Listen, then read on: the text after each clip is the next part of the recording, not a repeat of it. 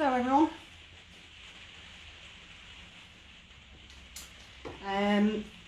We are going to do the little stuffed hearts tonight. There's a couple I've done with some spring fabrics, but we're going to do them with bright pink, so you can use them. Hi Sandra. You can use them for Valentine's Day ideally. So let me just show you. That's what I did last night. Now you can see the heart. Now it's dried. You can actually see how deep the colour pink is on it. So that's come out quite nicely. Oh, let me put the lights on. It's quite nice. Okay, so what we need tonight is fabric. You don't need a lot of fabric for these. Probably about 5. Well, it depends how big you want them actually. I wouldn't go more than 5 or 6 inch on these small ones that are going to go in little bowls. That one is probably only about 3 inches. So, you know, if you're going to put them in a bowl, you don't want them too big. If you're going to put them in flowers, you might want them a little bit bigger. So just have a play with it. Start with a bigger one first, because the smaller ones are a bit more tricky to work with. We need, obviously, your scissors. We need some stuffing. Now this is just normal toy stuffing that I got. You can actually use cotton wool. So that's for these. It's ideal because it's only they're only a decoration. So definitely you can use that if you haven't got any stuffing. And if we're going to put them on the sticks, we need some skewers as well. So I'll show you how to do that in a minute. Okay, so I'm going to do the pink. I'm going to do this on the machine tonight. I'm going to do this on the machine tonight because it's quicker. But you can do this on, you know, you can do this by hand, so don't worry about that. It is raining again tonight. Hi Erica. So hopefully you'll be able to hear me. It's gone a bit quieter at the moment, so hopefully it'll be okay. Now I've put a blue cotton on this just so you can see the stitching that I'm using, but if you can try and contrast it with the fabric that you've got, that'd be ideal. Okay, so what you need to do is you need 2 pieces of fabric, and you need, for this, you need wrong sides together, so the right sides are going to be on the outside. Okay, and I'm using, I don't know whether you can see there, but I'm actually using the zipper foot for this because it makes it easier when you're trying to stuff it. So you can use a flat foot, so don't worry about it. Now if you just put it about centre of the fabric, there's 2 ways of doing this. You can do a template if you want, and you can draw the heart shape on it, or you can just go rogue and just do it by eye. Now I like it like that because they tend to come out a bit wonky, and I think that actually looks nicer when they're, you know, when they're not as perfectly shaped. So I'm just gonna bring that over to me slightly. Now I have got my slippers on, which isn't ideal, but hopefully we'll be okay. So you just need to back tack a couple of stitches. Okay, and then what I'm going to do is freestyle it. I've turned the machine down so it's slower to give me a bit more of a chance so it's not too quick. And all I'm going to do is come at an angle, and then I'm going to twist the fabric around to make that first curve in the heart shape. So just take your time. Now this will take a bit of practice. You could always try it on a piece of paper without the thread if you feel you need the practice.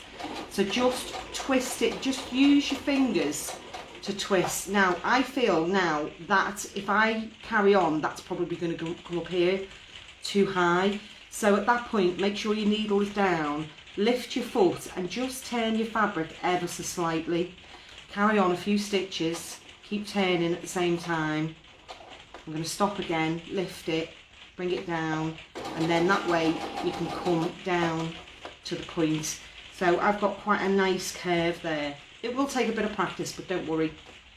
Make sure your needle's in, lift it up, and then down again, and then we're going to do the other side. Now I feel like I've come over too far here, and this is where I was saying about I think it's better when you do when you go a bit rogue. It just makes them a nicer finish. So I'm going to do the same. Again, it's too far over, so I'm going to lift my foot a little bit. A few more stitches. Lift the foot again. And then when you're coming into the straight bit, I want you to back tack there. And then that's it. Needle up and then bring it out. So what you've done there is hopefully you can see with the blue cotton just about, I think we've left an opening here. So all I'm going to do now is we're going to stuff that now. Let me see, let me just bring that further there. Okay, so I've got my stuffing. Now the best way to deal with stuffing is, rather than just put it all in like that, try and shred it a bit, because you do end up with more. If you just shred it a bit, see, it's a lot more volume, so you get more for your money really. And start with a little bit, you don't need to put a lot in at first. So just open up the edge that's got the, see the opening there? So all we're going to do is stuff it in.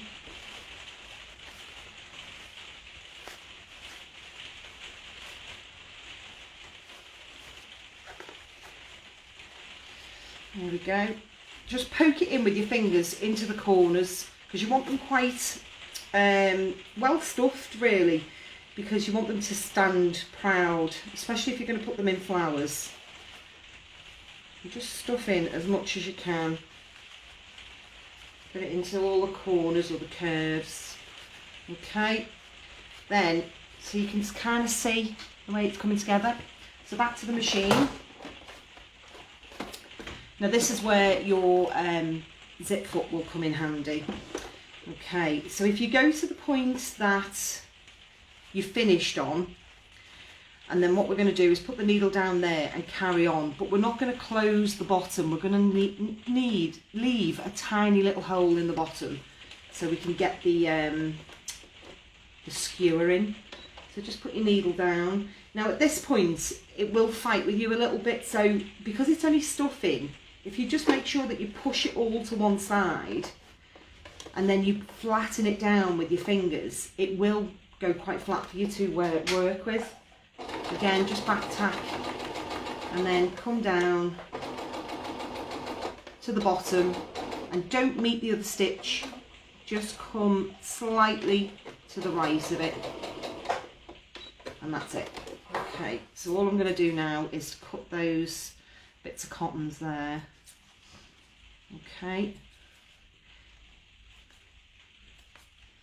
and that's it. Okay, now if you used contrasting cotton, that will be fine.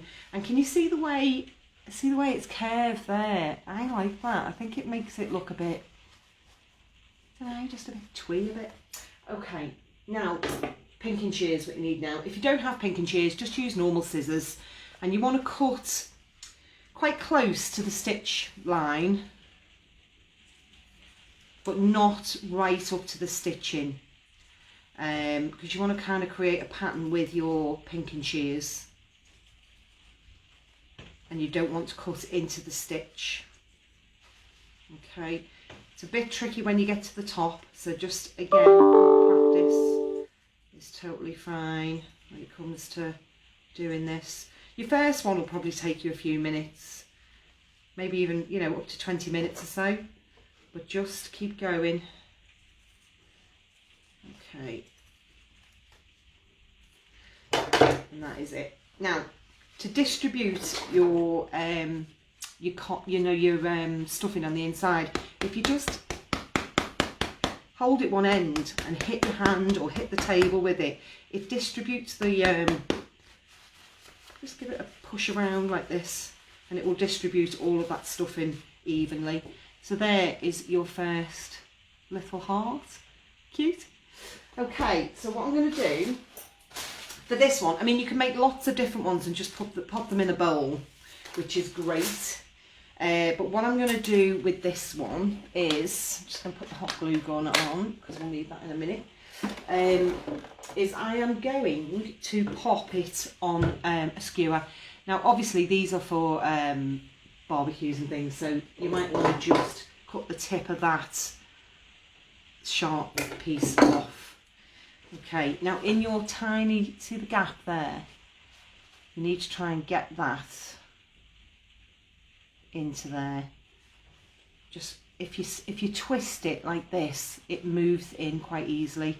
Now it will fight with the stuffing on the inside, so try and get it so it's next to the fabric, and then pop it in like that, and that is it. Now you can either just pop them in your flowers or planters or anything just like that, or if you want to decorate it and finish it quite nicely, get yourself some ribbon, any kind of ribbon. If it's contrasting or similar colour, that would be lovely. Now I'm going to bring my mat over from last night that I used. So again, used it last night. It's still quite clean, so I'm going to use it for that tonight. Okay, you don't need much ribbon. Now I would go, the back I would say is the bit where you've put the stalk, the skewer. Brain's not working. So if you just dab a small piece of glue on the back of that. You could sew this on actually if you don't have a glue gun, and just hold it down.